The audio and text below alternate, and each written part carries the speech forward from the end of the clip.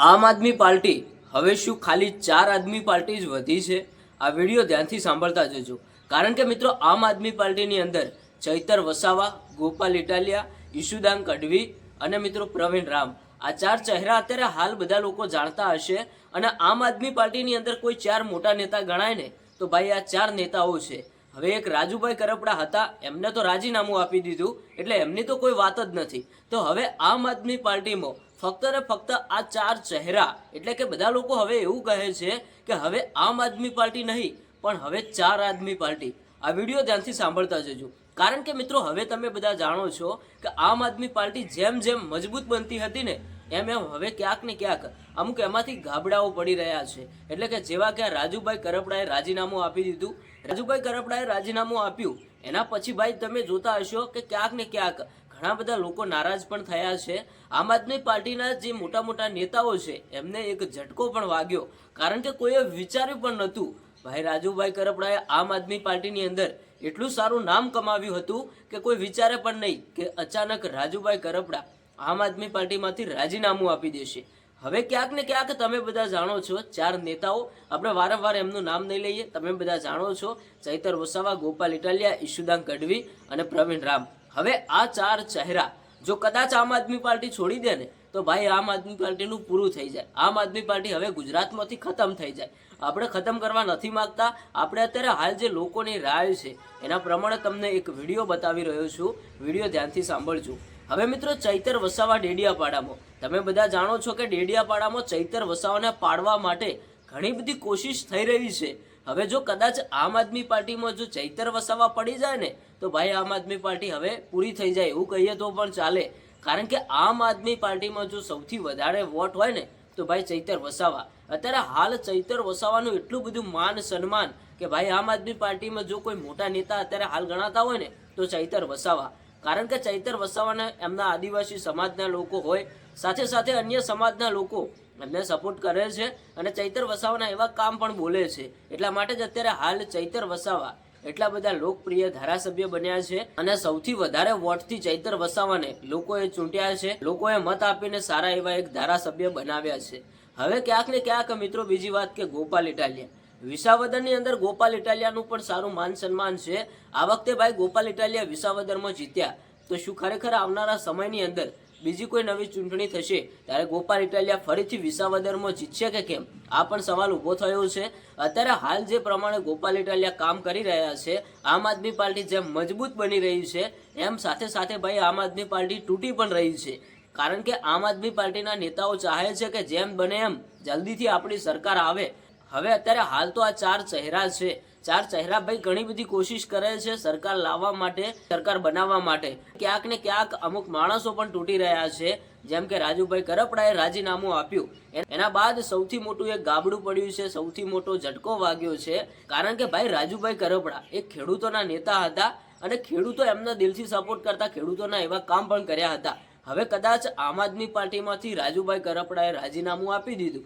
આવનારા સમયની અંદર રાજુભાઈ કરપડા ભાજપમાં જોડાય અથવા તો કોંગ્રેસની અંદર જોડાય. જે લોકો રાજુભાઈ કરપડાને સપોર્ટ કરે છે અને એવું કહે છે કે આપણે તો ભાઈ રાજુભાઈ કરપડા સાથે જ છીએ, તો કદાચ રાજુભાઈ કરપડા આ બંને પાર્ટીમાં જોડાય તો ભાઈ એ માણસો તો હવે એમને જ વોટ આપવાના છે, આમ આદમી પાર્ટીમાં તો કંઈ આપવાના નથી. તો હવે ક્યાંક ને ક્યાંક આવનારા સમયની અંદર ભાઈ આમ આદમી પાર્ટીની સરકાર આવવી એ બહુ મુશ્કેલ છે અને આમ આદમી પાર્ટીના નેતાઓ ચાહે છે, જે પણ લોકો આમ આદમી પાર્ટીમાં જોડાયા હશે એમને એવું હશે કે આપણી સરકાર આવશે અને મિત્રો મહેનત કરતા રહેશો તો આવશે ખરી, પણ ભાઈ આમાંથી ક્યાંક ને ક્યાંક અમુક જે ગાબડાઓ પડી રહ્યા છે એના લીધે તકલીફ પણ પડતી હશે. હવે ભાઈ ઈશુદાન ગઢવી, એમનું પણ સારું નામ છે ઈશુદાન ગઢવી. હવે ઘણા બધા લોકો એવું કહે છે કે જ્યારથી ગોપાલ ઇટાલિયા ધારાસભ્ય બન્યા છે ત્યારથી ભાઈ ઈશુદાન ગઢવીનું નામ થોડું ઓછું થઈ રહ્યું છે. શું ખરેખર આ વાત સાચી છે કે ખોટી છે? 2 શબ્દો કોમેન્ટની અંદર લખતા જજો. આ મિત્રો ઘણા બધા લોકોએ આવી કોમેન્ટ કરી છે અને ઘણા બધા લોકો જણાવતા હોય છે, હું તમને બતાવી રહ્યો છું. આપણે તો ભાઈ જે સાચી માહિતી છે, જે લોકો બતાવે છે એ મારું કામ છે તમારા સુધી પહોંચાડવાનું. ક્યાંક ને ક્યાંક ભાઈ પ્રવીણ રામ, તમે બધા જાણો છો, એ પણ ભાઈ ખેડૂતો માટે લડ્યા હતા અને ખેડૂતો માટે થઈને 100 દિવસથી પણ વધારે ટાઈમ જેલમાં રહીને આવ્યા હતા રાજુભાઈ કરપડાની સાથે સાથે. પણ આમાંથી ક્યાંક ને ક્યાંક રાજુભાઈ કરપડાને ભાઈ શું તકલીફ પડી કે પ્રવીણ રામ અને રાજુભાઈ કરપડા બંને જેલની અંદર હતા પણ આમાંથી ક્યાંક ને ક્યાંક રાજુભાઈ કરપડાએ રાજીનામું આપી દીધું, આમ આદમી પાર્ટીને છોડી દીધી. હવે આ જેલવાસ ભોગવ્યા એમાંથી એમને કોઈ પણ તકલીફ પડી હોય અથવા તો કોઈ પણ એમને ફેમિલી પ્રોબ્લેમ કે કોઈ પણ રીતે એમને ભાઈ આમ આદમી પાર્ટી કેમ છોડી દીધી, એ તો ભાઈ આવનારા સમયની અંદર ખબર પડી રહેશે કે રાજુભાઈ કરપડા કોઈ બીજી પાર્ટી જોઈન કરે છે કે કેમ. હવે ભાઈ પ્રવીણ રામે તો આમ આદમી પાર્ટી નથી છોડી. આવનારા સમયની અંદર ભાઈ શું થાય છે એ તો કોઈને ખબર જ હોતી નથી, કારણ કે કોઈએ વિચાર્યું પણ નહોતું. અને અચાનક જ રાજુભાઈ કરપડાએ રાજીનામું આપ્યું, એના પાછળ એક મોટો ઝટકો પણ વાગ્યો હતો. કદાચ આ જેલવાસની અંદર પ્રવીણ રામ પણ જેલવાસ ભોગવીને આવ્યા છે, તો શું ખરેખર એ પણ રાજીનામું આપી દેશે? મિત્રો એવું હોતું નથી અને કંઈ નક્કી પણ હોતું નથી, કોઈનું આપણે કોઈ ફાઇનલ ન કહી શકીએ. હવે અત્યારે હાલ તમે બધા જાણો છો કે ચૈતર વસાવા આમ આદમી પાર્ટીનું જો સૌથી મોટું કોઈ માથું હોય ને તો ભાઈ ચૈતર વસાવા આખી દુનિયા જાણે છે હવે તો.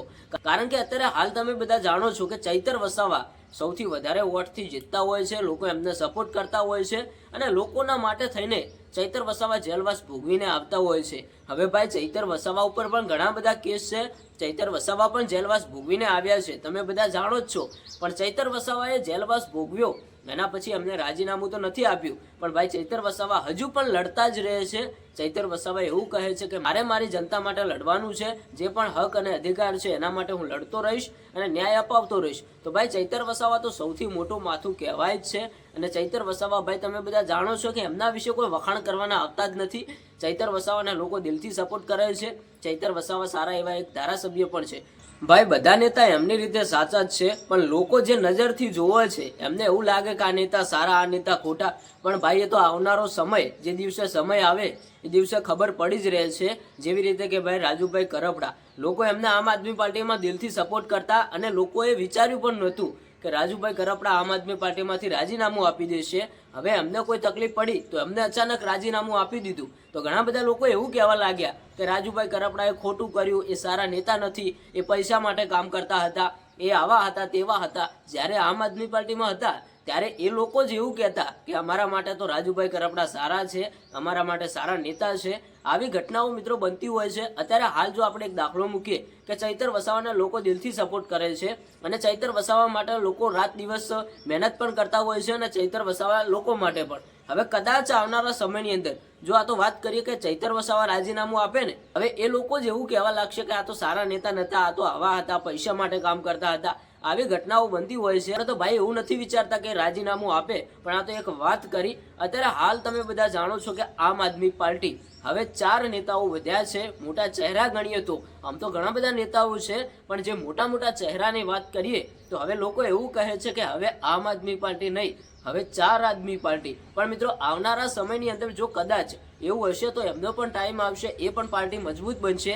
જેવા ભાઈ કામ કરશો એવી પબ્લિક તમને વોટ આપશે. અત્યારે હાલ તો ભાઈ આ ચર્ચા ચાલતી હતી, આ બધી બાબત વિશે તમારું શું કહેવું છે? અત્યારે હાલ તો તમે બધા જાણો જ છો કે ચૈતર વસાવા, ગોપાલ ઇટાલિયા, ઈસુદાન ગઢવી અને પ્રવીણ રામ, આ ભાઈ 4 મોટા ચહેરા છે. અત્યારે હાલ લોકો એમને સપોર્ટ પણ કરે છે. આવનારા સમયની અંદર જો કદાચ આમાંથી કોઈ એક ટુકડી તૂટી જાય ને તો ભાઈ આમ આદમી પાર્ટીમાં એક મોટો ઝટકો વાગી શકે છે. રાજુભાઈ કરપડાએ તો રાજીનામું આપ્યું, પણ હવે આ 4 ચહેરાને મજબૂત થવાની જરૂર છે. આ 4 ચહેરામાંથી જો આ 4 દોસ્તીમાંથી કોઈ એક દોસ્ત અલગ પડ્યો ને તો ભાઈ આમ આદમી પાર્ટીનો સત્યનાશ થઈ જાય એવું કહીએ તો પણ ચાલે. આપણે એવું વિચારતા નથી, પણ આ તો વાત છે. તમે શું કહેશો આ બધી વાતો વિશે? 2 શબ્દો કોમેન્ટની અંદર જણાવતા જજો. અને મિત્રો શું ખરેખર તમે આવનારા સમયની અંદર કોની સરકાર જોવા માંગો છો? શું ખરેખર આવનારા સમયની અંદર કોઈ બીજી સરકાર આવી શકે છે કે નહીં, એ પણ કોમેન્ટ કરીને જણાવતા જજો.